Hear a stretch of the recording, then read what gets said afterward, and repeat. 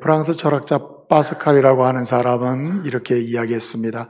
하나님을 알지 못하는 사람은 불행한 사람이다. 또 하나님을 알지만 인격적으로 만나지 못하는 사람은 괴로운 사람이다. 그러나 하나님을 알고 깨닫고 그리고 인격적으로 만나며 교제하는 그 사람은 행복한 사람이다. 이렇게 얘기했습니다. 오늘 주의 전에 올라온 믿음의 가족 여러분, 한 분 한 분 모두가 주님을 만나고 알고 깨닫고 인격적으로 교제하는 가운데 행복한 하나님의 사람들로 일어나기를 말씀으로 축복합니다. 여러분, 우리는 어떤 사람입니까? 우리는 보통 사람은 아닙니다. 여러분, 보통 사람 아니에요. 보통 사람이 아닙니다. 일단은 한번 서로 축복합시다. 당신은 보통 사람 아닙니다. 왜 보통 사람이 아닙니까? 저와 여러분을 위하여 그리스도께서 피 흘려 죽으시기까지 사랑한 사람이 바로 저와 여러분입니다. 우리를 위하여 십자가의 고난과 죽으심을 아낌없이 주님이 당하셨는데 그 이유가 저와 여러분입니다. 그러니까 보통 사람이 아니에요. 하나님께서 주권적인 사랑으로 우리를 선택하시고 그리고 때를 따라 은혜의 보험을 듣게 하시고 예수 그리스도의 보혈로 죄 씻어 주시고 그리고 제3의 은혜를 받게 하시고 자녀되게 하시고 하나님의 거룩한 백성으로 살게 하신 그 사람들이 바로 저와 여러분입니다. 어떤 사람 아니라고요? 그래서 보통 사람 아니라는 거죠. 참 하나님 앞에서 귀한 사람이라. 그래서 이렇게 귀한 사람으로 전환되고 변화된 우리는 삶의 목적이 뚜렷하다는 겁니다. 그 목적이 무엇입니까? 나를 위해 사는 게 아니라 나를 죄와 사망에서 구원하시고 내 인생을 복되게 하신 그 하나님의 영광을 위하여 사는 것. 이것이 성도의 삶의 목적이고 예수 그리스도의 은혜로 말미암아 구원받은 하나님의 백성의 삶의 목적임을 믿으시기 바랍니다. 그래서 사도 바울은 고린도 교회의 성도들에게 편지를 쓰면서 하는 말이 무엇입니까? 너희가 그리스도로 말미암아 죄와 사망으로부터 구원받고 하나님의 자녀가 되어 영광을 보며 하나님의 은혜를 경험하며 사는 성도인데 성도의 삶의 목적에 충실하고 그 목적을 따라가는 사람이 되어야 한다 하면서 목적을 선포하죠. 고린도전서 10장 31절에서 이렇게 얘기합니다.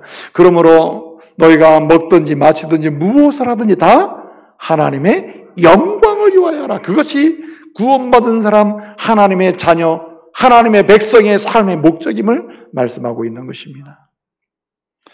여러분, 문제는 여기에 있죠. 사실은 저와 여러분에게서 나오는 것을 가지고 하나님께 영광 돌릴 만한 것이 별로 없다는 게 문제입니다. 사실은 우리에게서 나오는 것 가지고, 속에서 나오는 것 가지고 하나님을 기쁘시게 하고 영광 돌릴 만한 그런 재료가 전무하다는 거예요. 그렇습니다. 우리에게서 나오는 것을 가지고는 하나님께 영광을 돌릴 수가 없습니다. 하나님의 은혜로 구원받은 사람으로서 하나님께 영광 돌리는 일이 이 삶의 목적인데 그렇게 살 수 있는 도구나 재료가 우리에게 없다는 거예요. 그럼 어떻게 영광을 돌리며 살 수 있습니까? 두 가지 방법이 있어요. 첫째는 예수를 믿고 구원받잖아요. 그리고 하나님의 자녀가 되면 우리에게 주어지는 첫 번째 능력이 있습니다. 영적인 능력이 있어요. 성도에게 주어지는 능력이 있는데 그것이 뭐냐면 이해력입니다. 이해력을 주셔요. 무엇을 이해하는 능력이냐면 하나님의 말씀을 받아들이는 능력. 하나님의 말씀을 받아들여서 우리의 마음에 우리의 삶에 우리의 심령 가운데 정리하고 적용하는 능력을 주십니다. 아멘. 그래서 예수를 믿고 구원받잖아요.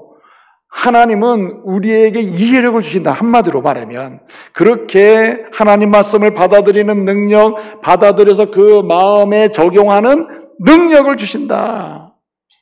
여러분, 생각이라는 것, 총명함이라는 것, 이것을 한마디로 말하면 이해력입니다. 이해력이에요. 그래서 정말 바르게 생각한다, 총명함이 있다. 성경적으로 보게 되면 이런 바른 생각과 총명함은 통전적으로 이야기하면 이해력이에요. 이렇게 예수를 믿고 거듭나서 구원받은 사람에게 하나님이 주시는 은혜가 뭐냐면 이해력인데, 이 이해력을 가지고 하나님께 영광을 돌리는 것입니다. 그럼 이해력 자체로 영광을 돌릴 수 있느냐? 그렇진 않아요. 이 이해력에 하나님을 아는 지식이 더해질 때 그 자체가 하나님께 영광이 됨을 믿으시기 바랍니다. 무슨 얘기냐면, 여러분, 어머니 아버지를 기쁘시게 한다, 어머니 아버지께 영광을 돌린다, 어머니 아버지를 기쁘시게 하면서 어머니 아버지께 내가 영광을 돌려야지 할 때 가장 우선적인 게 뭐냐면, 어머니 아버지가 나를 향해 가지고 있는 마음, 그동안 나를 위하여 하신 일, 그 어머니 아버지가 가지고 있는 성품, 아버지 어머니가 가지고 있는 그 고귀한 정신과 가치, 이런 것들을 알아가면서 엄마 아빠를 이해하고 엄마 아빠를 생각할 때 그 자체가 엄마 아빠를 어떻게 만들어요? 슬프게 만들어요? 기쁘게 만들죠. 그것을 뭐 하냐면 우리가 영광을 돌린다, 이렇게 얘기할 수 있다는 거예요. 마찬가지로 예수를 믿고 구원받으면 구원받은 사람들에게 주시는 그 변화된 능력이 있는데, 그게 뭐냐면 이해력을 주신다.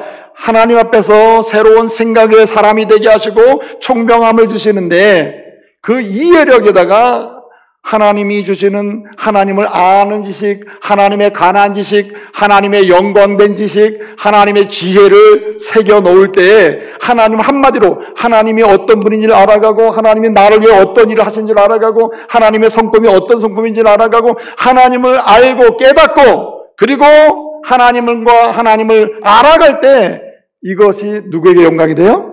하나님께 기쁨이 되고 영광이 돼. 나를 알아가는구나, 나를 깨닫고 있네, 내가 저를 향하여 해준 것을 기억하고 있네, 어떤 것인지 점점 알아가면서 기뻐하네, 이럴 때 하나님은 영광을 받으신다는 거예요. 사랑하는 성도 여러분, 참된 신앙은 지성적 신앙입니다. 지성이 없는 신앙은 광신적으로 빠집니다. 아무리 열심히 있고 믿습니다는 절대적 믿는다고 하는 말을 아무리 할지라도 그 믿음의 근거가 없어요. 근거가 없으면 흔들리게 돼 있는 것입니다. 그건 광신적이죠. 원래 정상적인 신앙은 광신적이라는 말이 붙지 않아요. 광신적이다, 뭔가 문제가 있다 할 때 그 근거를 보게 되면 이유가 뭐냐면 지성의 부족이에요. 지성의 부족. 사랑하는 성도 여러분, 참된 신앙은 고상한 지혜와 지식이 체계적으로 정리되면서 그러한 이해력 속에서 세워지는 믿음임을, 신앙임을 기억하시기 바랍니다. 그래서 이 고상한 지식이, 여러분, 고상한 지식, 참된 지식, 하나님을 아는 지식은 어떤 것입니까? 하나님 말씀 아니에요. 하나님 말씀이 우리의 이해력 가운데 차곡차곡 세워지고, 그렇구나, 하나님은 전능하신 분이구나, 하나님은 나를 위하여 십자가에 죽으시고 부활하시도록 예수님을 보내셨구나, 성령님을 통하여 내 마음을 감동시키는구나, 이렇게 성경의 고상한 하늘의 지혜와 지식을 이렇게 하나하나 알아가면서 하나님이 어떤 분이구나, 하나님의 은혜가 무엇이구나, 이렇게 깨달아가고 그것의 부유함을 경험하면서 그 지식의 부유함이 생길 때 이것을 보고 주님이 뭘 받으셔요? 영광을 받으신다는 거예요. 사실은 여러분이 뭐 일을 해가지고 하는 게 영광 돌려야지, 천만에 여러분 못해요. 하나님 본래 영광스러운 분이에요. 영광 그 자체십니다. 하나님은 완전한 능력의 하나님이셔요. 우리에게서 뭔가 더해지는 필요를 요구치 않아요. 우리가 하나님께 뭘 주면 하나님 그걸 받고 영광이 되거나 완전해지거나 이런 분이 아니에요. 하나님은 완전한 분이고 영광의 하나님이십니다. 그렇기 때문에 그분에 관한 지혜와 지식을, 하나님 말씀, 고상한 지식, 고상한 지혜의 말씀을 성경을 통하여 우리가 알아가고 깨달아갈 때 주님은 기뻐하셔요. 이 신앙의 깊이가 넓이가 아름다운 줄 믿으시기 바랍니다. 참된 신앙은 성경에 기초하는 거예요. 또 한 가지 방법이 있습니다. 어떻게 하면 하나님께 영광을 돌리나? 이렇게 지성적 신앙, 한마디로 고상한 하나님이 변화된 사람에게 주시는 그 이해력, 바른 생각과 총명함 속에다가 하나님의 그 지혜와 지식을 하나하나 새겨가며 하나님을 알아가고 깨달으면서 하나님이 어떤 역사를 이루시는지를 이렇게 부유하게 거룩한 지식을 더해갈 때 하나님께 영광 돌릴 뿐만 아니라 이렇게 더해진 지식과 깨달은 지식, 고상한 지성을 통하여 인격적으로 하나님 이런 분이구나, 하나님 너무 감사합니다, 인격적으로 내 마음과 정성을 다하여 주님과 뭐 할 때? 교제할 때 하나님 영광을 돌립니다. 알고 깨닫는 것도 하나님께 영광이 됩니다. 영광스러운 하나님을 아는 그 자체가 영광이 되나 더 나아가서 이 알고 있는 지혜와 지식을 근거로 해서 하나님을 사랑하고 하나님의 은혜를 경험하고 인격적으로 만남도 갖고 만남 속에서 대화가 일어나고 만남 속에서 온몸과 마음과 감동을 통해서 주님을 노래하고 찬양하고 이렇게 교제가 일어날 때 하나님이 영광을 받으신다는 거예요. 할렐루야. 여러분, 그래서 이 신앙을 영성적 또는 감성적 신앙이다 이렇게 얘기할 수 있어요. 정서적 신앙이다 이렇게 말할 수가 있는 것입니다. 그래서 여러분, 참된 신앙은 지성적 신앙과 감성적 신앙이 균형 있게 하나가 돼야 하는 거예요. 여러분, 지성이 없는 고상한 하나님의 말씀의 지혜와 지식이 없는 이 감성적 신앙은 어떻게 빠집니까? 감정주의로 빠져요. 이렇게 인격적인 만남과 교제와 감동이 없는 지성적 신앙은 지성주의로 빠져요. 그래서 오래 예수를 믿었는데 예수님을 인격적으로 만남과 나눔이 없는 성도들 보면은 얼마나 교만한지 몰라요. 왜? 아는 것 많으니까. 성경에 관한 지식도 많고 성경에 관한 지혜도 많은데 주님을 인격적으로 만나지 못하니 교만해질 수밖에. 그러나 정반대로 주님을 노래도 잘해요, 찬양도 잘해요, 주님을 향한 열심도 표현해요, 굉장한 교제 가운데 있는 것을 말하기도 해요. 그런데 여러분, 고상한 지식이 없잖아요? 한 번에 무너집니다. 한 번에 무너져. 그러므로 사랑하는 성도 여러분, 저와 여러분의 신앙이 지성적 신앙으로 감성적 신앙으로 균형이 잡히고 하나 되어서 그래서 하나님께 영광 돌리는 역사가 있기를 말씀으로 축복합니다. 이 일이 어떻게 가능할까요? 어떻게 지성과 감성이 함께 어우러지면서 균형 잡힌 신앙으로 하나님께로 나아가는 신앙으로 하나님의 아는 지혜가 쌓여지고 그 아는 지식과 깨달은 지혜의 말씀을 통해서 인격적인 교제가 왕성하게 일어나면 감동하면서 하나님께 영광 돌리는 사람의 삶을 지속적으로 살아갈 수 있단 말이에요. 방법이 무엇일까? 예배인 줄로 믿으시기 바랍니다. 여러분, 그렇습니다.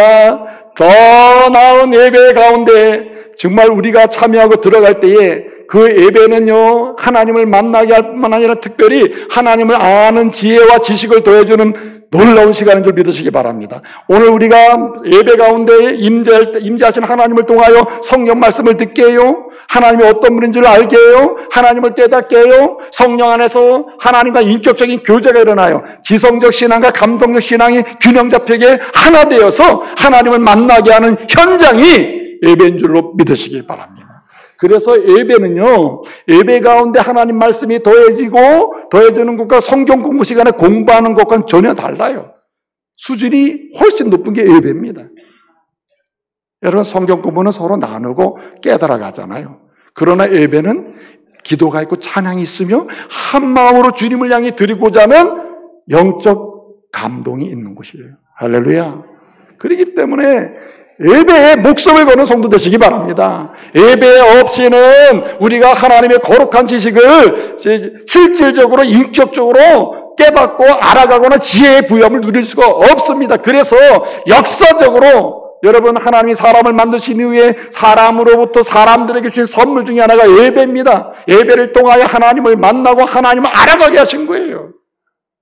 그러므로 여러분, 예배를 소홀히 하는 성도 되지 마시기 바랍니다. 예배를 귀중히 여겨야 돼요. 예배에 목숨을 걸어야 돼요. 예배의 삶을 드려야 돼요. 그럴 때 예배 가운데 임재하시는 하나님과 더불어 내 신앙은 균형 잡혀가고 균형 잡힌 그 신앙 속에서 하나님을 만나는 부유함, 하나님의 역사를 경험한 부유함을 보게 될 줄로 믿습니다. 그래서 여러분, 그래서 여러분, 예배 그러는 거예요. 성경 공부 때로는 못해도, 때로는 여러 가지 전도 못해도, 봉사 못해도 여러 가지 교회에서 이런 거 하는 게 좋습니다, 저런 거 하는 거 좋습니다 라고 말하는 다양한 것들을 못해도 무엇은 지켜야 돼요? 예배는 사랑해야 돼요.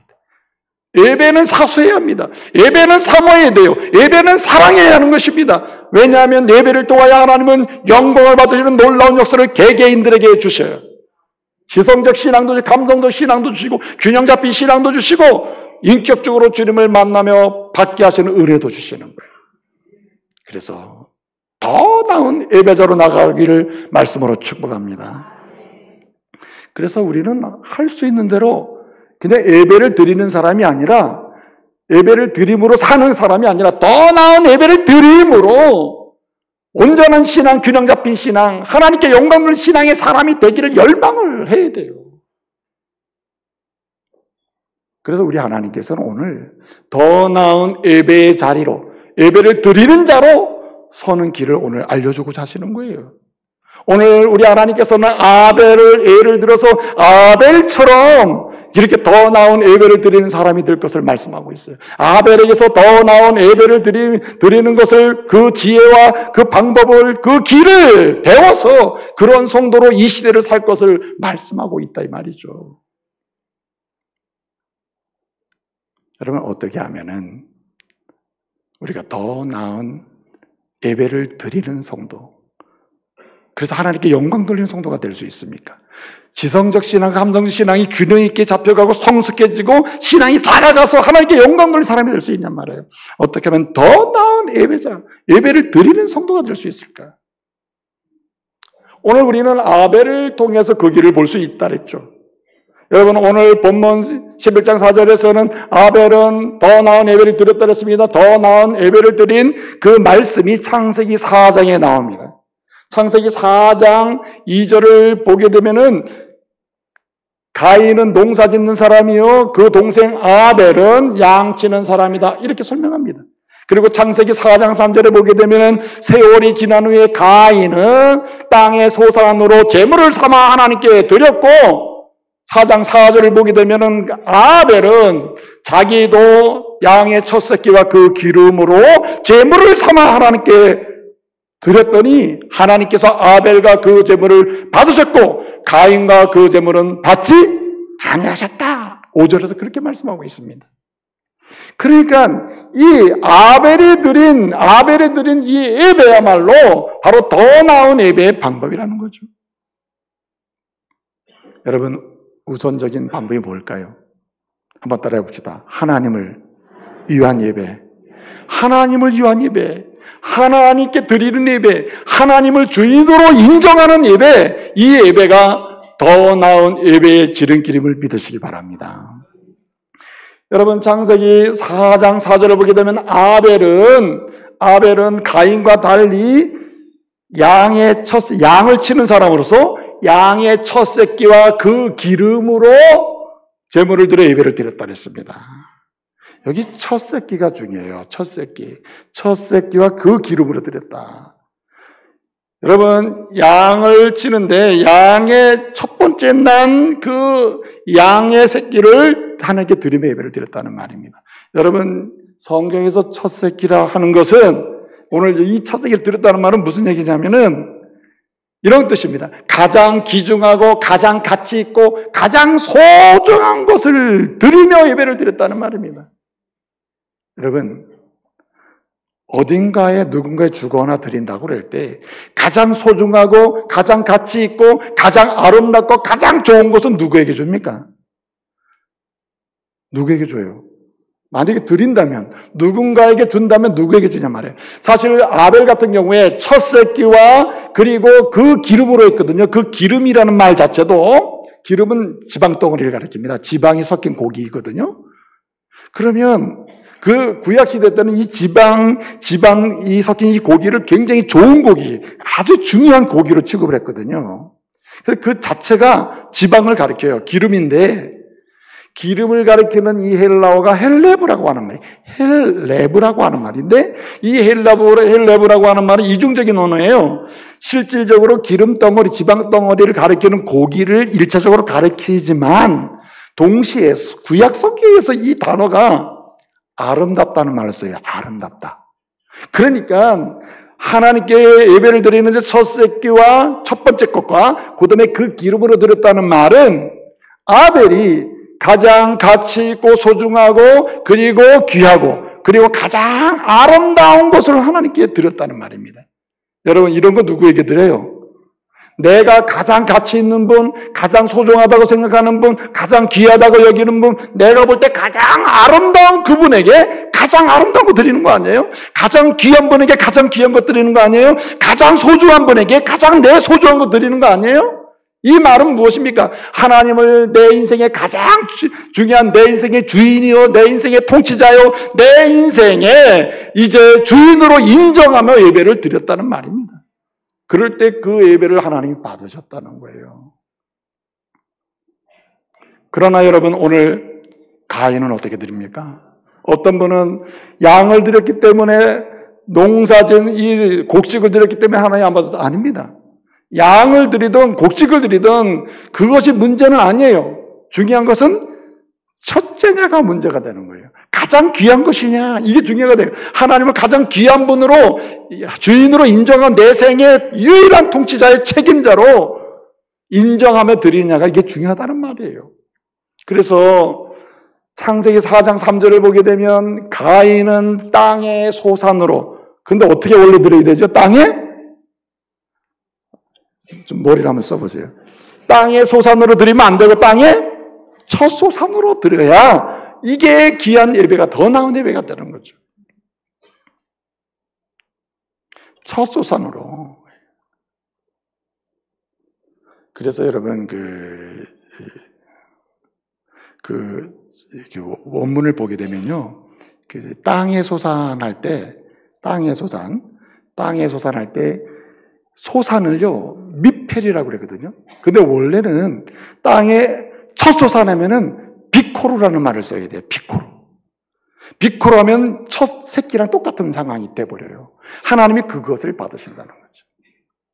사랑하는 성도 여러분, 우리가 하나님 앞에 예배를 드리고자 할 때 가장 준비되고 가장 귀한 모습으로, 가장 가치 있는 모습으로 우리가 이렇게 준비하고 올라오는 이유는 어디 있습니까? 하나님이 가장 귀한 분이요, 내 인생의 주인이요, 내 인생의 유일한 통치자요, 나를, 내 생애를 책임지는 분임을, 유일한 분임을 인정하기 때문에 이렇게 올라오는 거 아니에요. 이 바쁜 시간을 내서.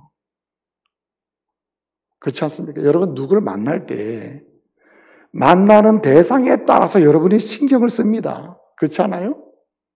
내가 오늘 굉장히 중요한 분을 만난다면 나는 굉장히 아름다운 모습을 가지고 가치 있게 아주 귀중한 모습으로 준비해 나갈 거예요. 왜? 그분을 귀중하게 여기기 때문에 그렇죠.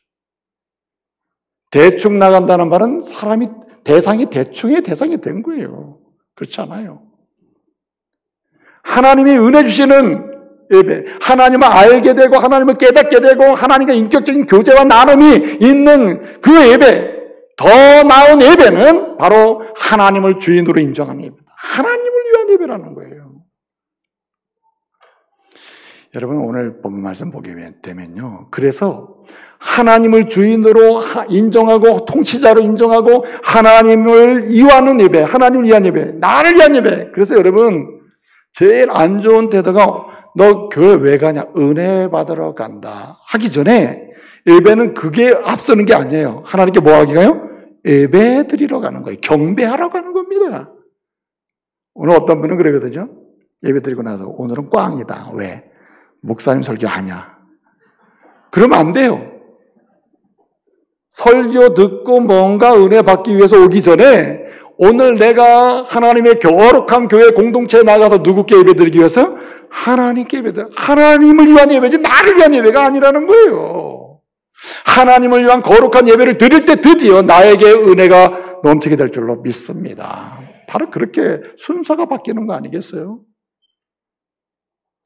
그래서 오늘 본 말씀 보게 되면요, 아벨이 더 나은 예배 드렸다 그랬는데 하나님을 위한 예배예요. 그 예배가 그렇기 때문에 준비가 필요한 거예요. 예배는 준비가 필요하다. 예배는 하나님을 위한 예배, 하나님을 주인으로 인정하는 예배는 준비가 필요해요. 그래서 여러분, 오늘 아벨이 양의 첫 새끼를 드리는 거 쉬워요, 어려워요?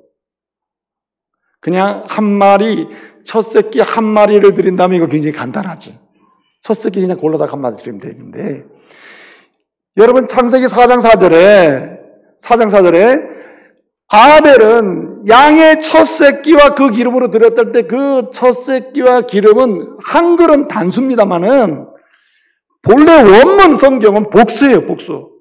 아벨은 양의 첫 새끼들과 그 기름들로 드렸다. 이렇게 돼 있어요. 양의 첫 새끼들. 그래서 원래 첫 새끼라고 하는 말은, 예? 죄송합니다. 자꾸만 새끼 그래가지고. 예? 첫 새끼라고 하는 말은 빼코라라고 하거든요. 히브리어로. 근데 오늘 본문에서는 어떻게 바뀌냐면은 미빼코로토. 이게 복수입니다. 복수. 그러니까 양의 첫 새끼 한 마리가 아니라 여러분 이 아벨은 직업이 양을 치는 사람이에요. 그럼 양이 얼마나 많습니까? 양이 새끼를 낳을 수 있는 암놈이 얼마나 많겠냔 말이에요. 암컷이 얼마나 많아요. 그러면 암컷들이 새끼를 많이 낳을 텐데 암컷마다 처음에 난 거를 다 정리를 하고 준비해서 때마다 하나님께 뭐예요? 예배를 드린다는 거예요. 이 정도 되면 여러분 포기할 사람 많을 겁니다. 재산상 손해가 많겠구나. 이거 뭐 예배, 근데 이 손해보겠네? 그렇잖아요. 그런데 아벨은 이 첫 새끼들을 갖다가 드렸다는, 준비가 됐다, 준비가.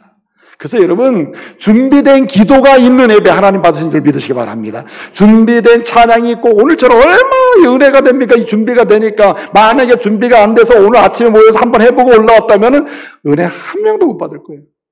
우리 성가대가 준비된 찬양으로 영광을 돌렸다. 준비된 기도, 오늘 기도하신 우리 장로님께서 준비된 기도로 영광을 돌린다. 준비된 이 자세로 영광을 돌린다. 준비된 복장으로 영광을 돌린다. 준비된 마음으로 영광을 돌린다.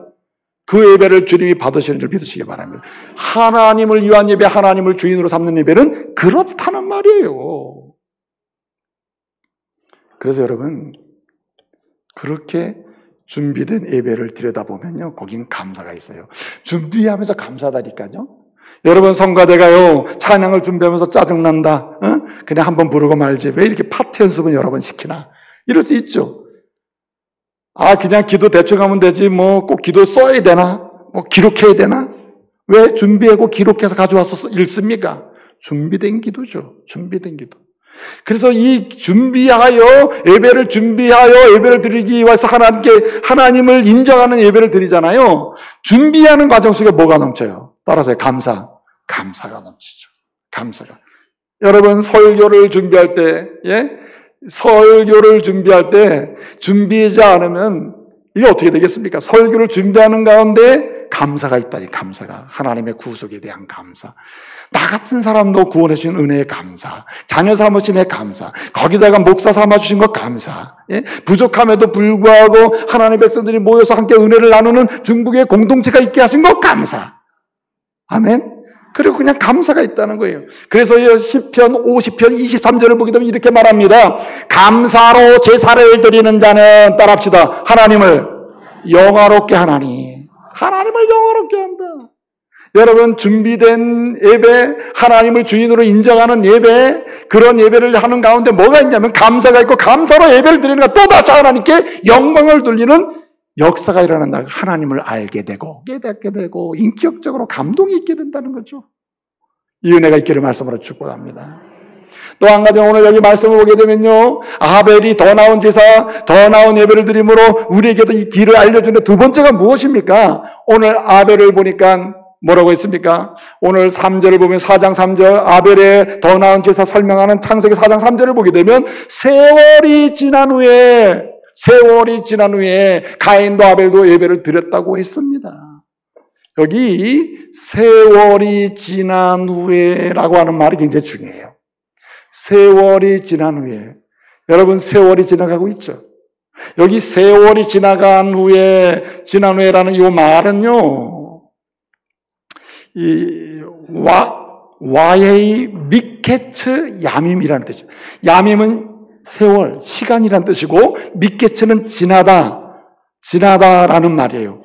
와헤이는 그냥 뭐뭐에 이렇게 해석이 되는데, 여기 미케츠 야밈, 시간이 지난 후에라는 말은 마지막 어떤 시점 또는 평가하는 시간이 왔음을 의미하는 거예요. 한마디로 무슨 얘기냐면, 세월이 지난 후에라는 이 말은 아벨의 마지막 날에, 가인의 마지막 날에, 이런 정도의 얘기예요. 그러니까 저 어떤 시점에 하나님은 항상 어떤 완전히 그 예배를 평가하신다는 거예요. 평가는 언제 합니까? 처음에 합니까? 평가는 어느 마지막 시점에 하잖아요. 평가라는 것은. 그래서 여기 세월이 지난 후에라는 이 말 속에는 하나님이 평가하실 때가 되었는데 이런 뜻이에요. 하나님이 그 예배를 평가하실 때가 되었는데 이런 뜻이라니까요. 그러니까 무슨 말이냐면 더 나은 예배, 하나님을 알고 깨닫는 예배, 인격적으로 교제가 있게 만드는, 그래서 영광 돌리는 그 더 나은 예배는 어떤 예배냐? 종말론적인 예배라는 말이에요. 따라합시다. 종말론적인 예배. 이게 좀 어려운 얘기면 이런 식입니다. 한마디로 얘기해서 오늘 이 주일 예배가 당신의 세계 가운데 주일 예배로서는 마지막 예배다 하는 심정으로 드리는 거예요. 할렐루야. 물론 다음 주도 있습니다. 그 다음 주도 있습니다. 앞으로 내 인생의 주일 예배는 한 40년 더 드릴 겁니다. 이러는 사람도 있겠습니다만은 누가 보장해요, 그거? 누가 그것을 장담합니까? 내가 다음 주일에도 예배 드리고 그 다음 주에도 예배 드리고 내 앞으로 주일 예배는 한 20년, 30년 남아 있습니다. 누가 그걸 보장하냐 말이에요. 아벨은 왜 더 나은 예배 가운데 임재하시는 하나님은 예배를 드리는 건 임재하신 하나님 만나고 그 은혜를 누리게 됐습니까? 그리고 우리에게 그 길을 알려주는 사람이 됐습니까? 종말론적인 예배. 오늘 이 예배를 마지막 예배로 인정하고 마지막 심정으로 드리는 거예요. 여러분 이런 예배 어떻게 드립니까? 이런 예배 드리면 어때요? 대충 드릴 수 있어요? 오늘 만약에 저와 여러분의 주일 예배가 오늘이 마지막 예배라면 여러분이 지각하겠어요? 마지막 예배라고 심정으로 인정하고 예배를 준비하면 빠지려고 하겠어요? 이 예배를 마지막 예배라는 심정으로 전제하고 예배를 준비하면은 여러분이 대충 나올 수 있겠어요? 예배를 드리다가 중간에 나 바빠서 갈 수 있겠어요? 그럴 수가 없어요. 왜냐하면 인생의 마지막 예배니까. 여러분 아벨은 세월이 지난 후에 세월이 지나가는 가운데서 매번마다 예배를 드릴 때마다 마지막 예배로 드리다 보니 지금 마지막 예배에 와 있다 이런 뜻이에요. 사랑하는 성도 여러분, 저와 여러분의 삶의 여정 중에 모든 예배가 마지막 예배라는 심정으로 드리는 은혜가 있기를 바랍니다. 그럴 때 여러분 진심으로 예배를 드리게 되는 거 아니에요? 진심으로, 예? 온 마음을 다해서. 여러분 그래서 마지막 예배라고 하는 종말론적 예배를 드리잖아요. 그러면 거기에는 만남의 역사가 일어나요. 하나님 만나 주셔요. 하나님이 은혜를 주셔요. 하나님이 기적도 주셔요. 치유도 주셔요. 새로움도 주실 줄로 믿습니다. 놀라운 은혜를 주시는 거예요. 제가 우리 지난주에 우리 믿음의 가족들이 하나님 나라에 가신 분이 많잖아요. 물론 우리 공동체 속에 속해 있는 분도 있고 공동체 밖에 다른 교회 나가는 분도 있었습니다만은 두 분이 이제 정말 임종 상태, 아주 이독한 상태죠. 하나님이 기회를 주셔가지고 그 마지막 순간에 가서 예배를 드릴 수 있는 은혜를 주셨어요. 가서 마지막 가서 기도하고 마지막 가서 말씀을 읽어주고 마지막 가서 찬송을 드리고 이런 시간을 가졌어요. 여러분 어떤 심정이 있겠습니까? 그냥 제 마음에 아이고 또 임종 예배나 그냥 대충 드리고 빨리 가야지. 그게 돼요? 그 예배 시간에 이미 딱 들어가잖아요. 그러면은 한 영혼에 대한 사모함, 하나님의 마음 이런 걸 읽을 수가 있어요. 하나님이 이 영혼을 어떻게 움직이는지 느낄 수가 있어요. 하나님께서 이 마지막 이 영혼을 붙드시는구나. 놀라운 역사를 경험하게 돼요. 여러분 마지막 예배를 드릴 때 임종 예배를 드릴 때 주여 제발 이분에게 물질의 복을 달라고 기도하겠어요? 여러분이 이 마지막 심정으로 오늘 전심으로 예배를 드리는데 와가지고 주여 제발 내 인생에 아파트 당첨되게 해달라고 이런 기도하겠어요? 아니잖아요. 마지막 예배를 보세요. 하나님 만나고 싶습니다. 하나님 은혜 주십시오. 영적인 부여함이 있길 원합니다. 세상에서 얻지 못하는 영원한 평안이 있으면 좋겠습니다. 할렐루야. 그 은혜 부어지 않겠어요? 저와 여러분에게 항상 종말론적인 예배, 마지막 예배라고 하는 고백과 심정으로 드리는 가운데 은혜 받는 성도 되시기를 말씀으로 축복합니다. 여기에 하나님에 관한 지식이 더해지고 성령 안에서 만나는 감동적인 역사가 있어야 되지 않겠어요? 누가복음 17장에 보게 되면 여러분 거기 10명의 나병 환자가 소개되고 있어요. 10명의 나병 환자가 여러 가지로 치유를 위하여 고침을 받기 위하여 노력을 많이 했으나 평생 고통하며 사는 불체질병으로 그렇게 살게 됐다 이 말이에요. 그런데 이분들이 10명의 나병 환자가 예수님을 만나지 않습니까? 여러분, 예수님을 만나서 이분들이 치유를 받게 되는 거예요. 그리고 이분들이 이 치유를 받고 이 10명 중에 9명은 믿음이 좋다고 하는 유대인들입니다. 그 중에 한 명만이 믿음이 없고 믿음이 별로라고 무시당하는 이방인이었어요. 그런데 여러분 보세요. 이들이 예수 그리스도 안에서 치유받고 그런 엄청난 변화를 받은 다음에 나타난 현상이 뭡니까? 9명 믿음 좋다고 하는 유대인들은 다 집으로 가고 세상으로 가버렸으나 한 명 믿음 없다고 또는 무시당하는 멸시당했던 이방인 한 명, 그 사람은 어떻게 됩니까? 다시 예수께로 돌아와서 모든 영광과 경배를 드리고 감사로 드리고 준비해서 모든 걸 드리는 거 아니에요? 당신 때문에 내 인생은 변했습니다. 세상을 보게 됐습니다. 깨끗해졌습니다. 내 삶이 새로워졌습니다. 당신을 찬양합니다. 그냥 이 인생 가운데 치유받고 마지막 심정으로 예배를 드릴 때 그에게 하나님이 어떻게 하십니까? 우리 예수님이 내 죄사함을 받아는 영원 구원, 하나님의 자녀가 됐노라고 하는 선포를 받잖아요. 그 엄청난 하나님을 아는 지혜와 지식과 감동적인 은혜를 체험하게 되는 거예요. 마지막 예배. 그래서 여러분, 구역 예배든 가정 예배든 교회의 무슨 공적인 예배든 어떤 예배든지 간에 여러분 항상 마지막 종말론적인 예배의 심정으로 그 예배를 사모하시기 바랍니다. 그래서 여러분, 우리는 일상에서도 종말론적인 예배적 심정으로 사람을 봐야 돼요. 오늘도 여러 가지 불편한 상황이 있을 수도 있으나 남편을 볼 때 오늘 내가 보는 순간이 마지막이 되면 이게 출근하는 사람한테 뒤에 대고 뭐라 그러겠어요? 막 그냥 짜증나게 하겠냐고. 예?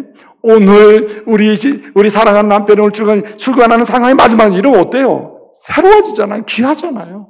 아름답잖아요. 마지막 한 가지 드리고 싶은 말씀이 있습니다.